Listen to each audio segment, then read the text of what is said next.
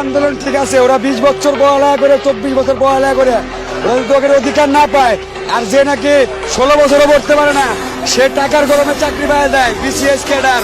ওর তো যোগ্যতা নেই, সরাসরি জানে না ওই যে ও কেন বিসিএস ক্যাডার। আর ওটা যোগ্যতা, ওদের যোগ্যতা আছে, পড়ালেখা করে যোগ্যতায় আছে, আপনি কেন চাকরি পাচ্ছে না? আপনি একটা গাড়ি হেল্পার, জি আপনার হাতে দেখি টাকাটা একটু দেখাই, কন্ট্যাক্টটা।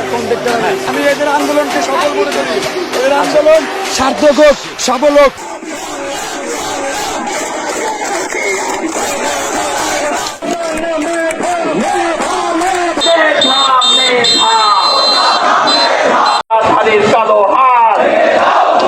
নতুন ট্রেডের ক্ষেত্রে আমরা বলতে চাই এটি এন্ট্রি লেভেল, শুধুমাত্র বিএসসি ইঞ্জিনিয়ারিং ডিগ্রি দ্বারা পরিপূর্ণ করতে হবে। এখানে কোনো 33%, কোনো 50% কোটা রাখার সুযোগ নেই। আমরা